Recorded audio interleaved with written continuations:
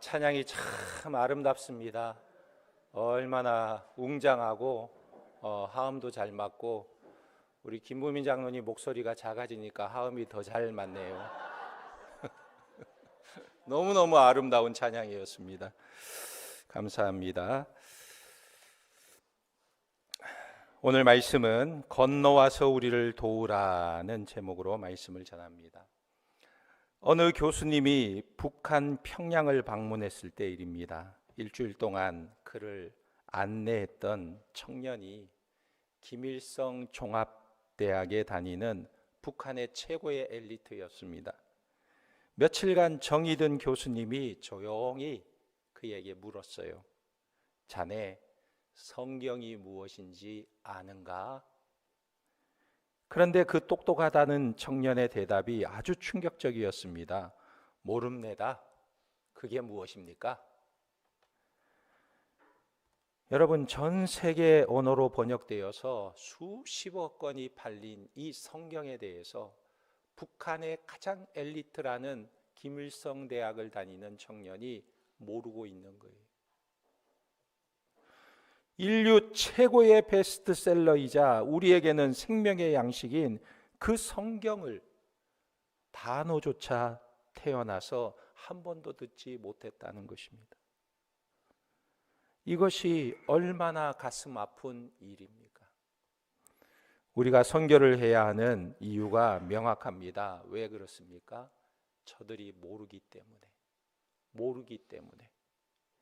누군가가 전해주지 않으면 알 수 없기 때문인 것입니다.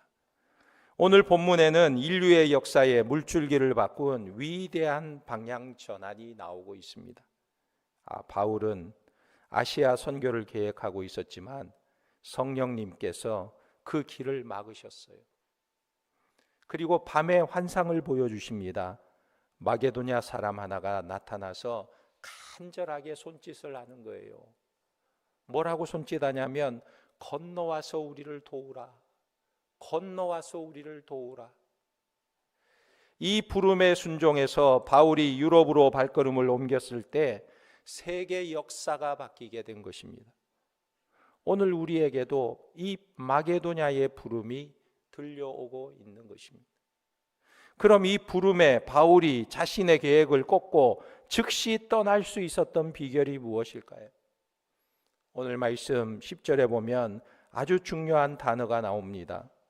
하나님이 저 사람들에게 복음을 전하라고 우리를 부르신 줄로 인정함이로라. 여기 인정했다는 것은요, 내 계획보다 하나님의 계획이 더 중요함을 받아들였다는 뜻입니다. 다시 말하면 인생의 우선순위를 하나님께 두었다는 거예요. 일본의 신학자 우찌무라 간조는 이런 말을 했습니다. 실패는 죄가 아니다. 목적이 잘못된 것이 죄다.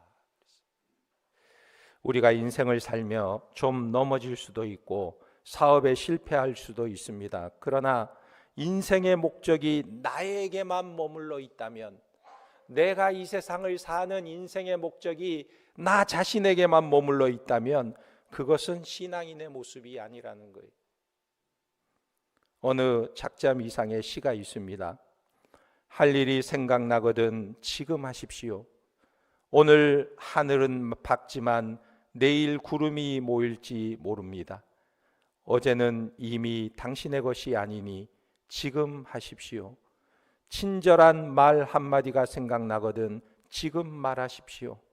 내일은 당신의 것이 아닐는지 모릅니다. 사랑하는 사람이 언제나 곁에 있지는 않습니다. 사랑의 말이 있다면 지금 하십시오. 미소를 짓고 싶거든 지금 웃어 주십시오. 당신의 친구가 떠나기 전에 장미는 피고 가슴이 설렐 때 지금 당신의 미소를 주십시오. 불러야 할 노래가 있다면 지금 부르십시오. 당신의 해가 지면 노래 부르기에 너무나 늦습니다. 당신의 노래를 지금 부르십시오. 할 일이 생각나거든 지금 하라는 거예요. 사랑한다 말을 하고 싶으면 지금 해야 합니다. 선교와 헌신도 마찬가지예요. 나중에 형편이 좋아지면 하겠다라고 말하기보다는 미루지 말아야 하는 것입니다. 오늘 순종하지 않으면 내일은 하고 싶어도 할 기회가 없을지도 모르는 것입니다. 하나님의 부르심을 인정하고 지금 이 순간 우리의 삶의 우선순위를 하나님의 뜻에 둘 때 하나님의 역사가 우리를 통하여 이루어지는 줄 믿습니다. 그런데 우리가 해외 선교를 하게 되면 꼭 이렇게 생각하는 분들이 계세요. 목사님, 우리나라 안에도 불쌍한 사람들이 천지인데 왜 굳이 외국까지 갑니까? 일리가 있는 말 같지만 사실 우리는 이 질문에 대답할 자격이 없는 사람들이에요. 왜냐하면 우리는 이미 감당할 수 없는 사랑의 큰 빚을 진 사람들이기 때문에 그렇습니다. 여러분, 우리나라가 어떻습니까? 6.25 전쟁 당시 잿더미가 된 이 나라에 16개국이 군대를 보냈어요. 그 나라에는 가난한 사람들이 없었을까요? 그 나라에는 어려움이 없었을까요? 아프리카의 에티오피아를 보세요. 당시에도 세계에서 가장 어려운 나라 중에 하나였습니다.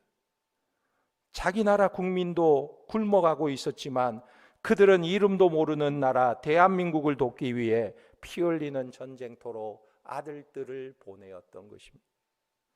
그들이 왜 왔습니까? 자기 나라 문제가 다 해결되어서 왔을까요? 아니죠. 생명을 살리는 일이었기 때문에 이 나라로 온 것입니다. 뿐만 아니라 100여 년 전에 이 땅에 온 선교사님들도 마찬가지예요.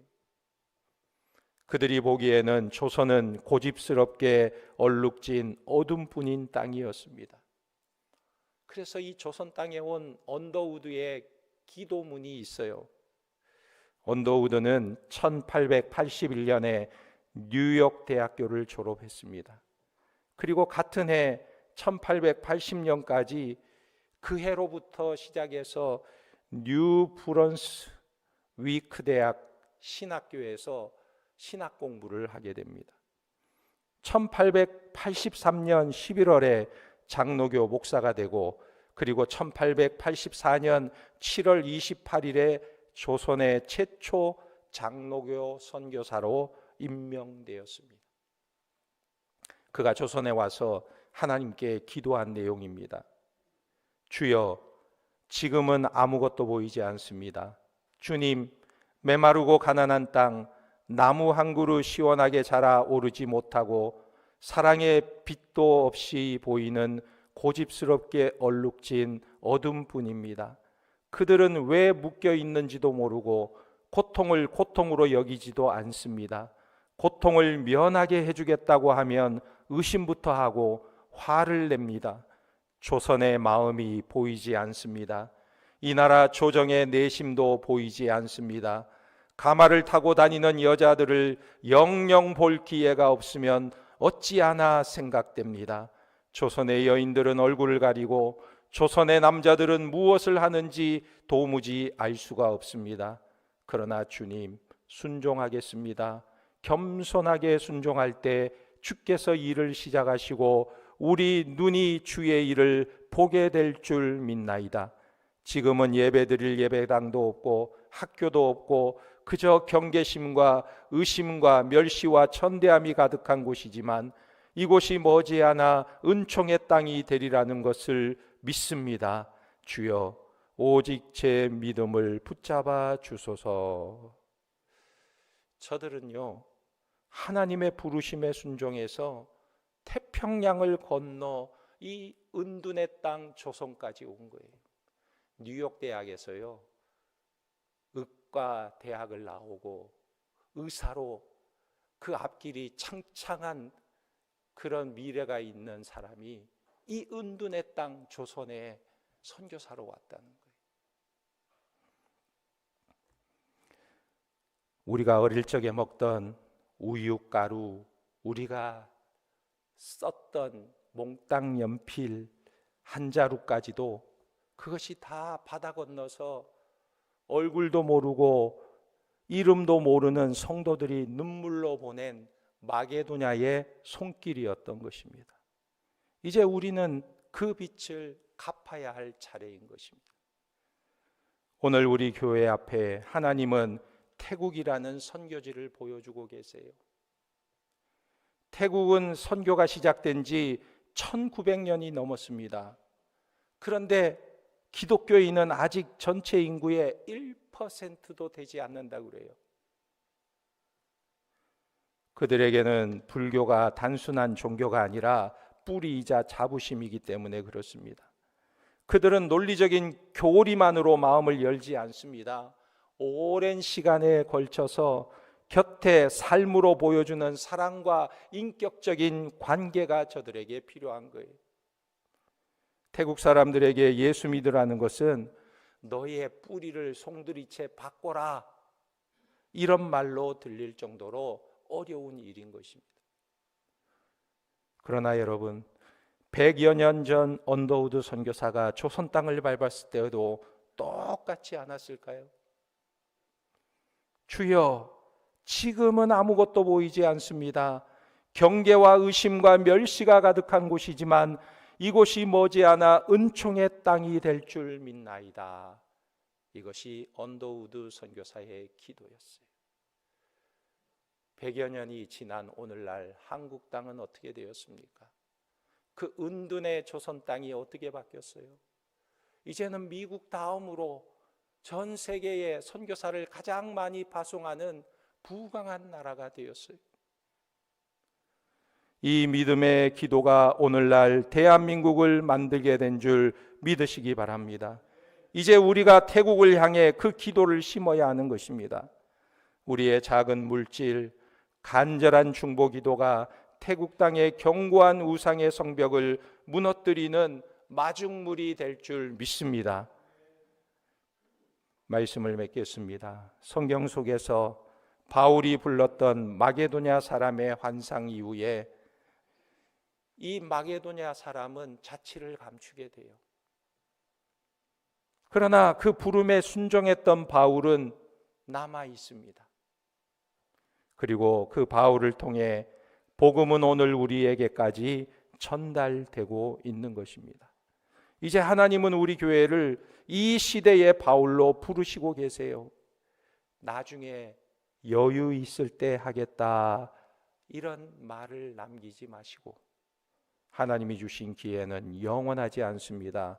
건너와서 우리를 도우라, 건너와서 우리를 도우라, 이 음성을 듣고 태국 땅에서 들려오는 이 간절한 부르심의 기쁨으로 응답하며 나아가야 하는 것입니다.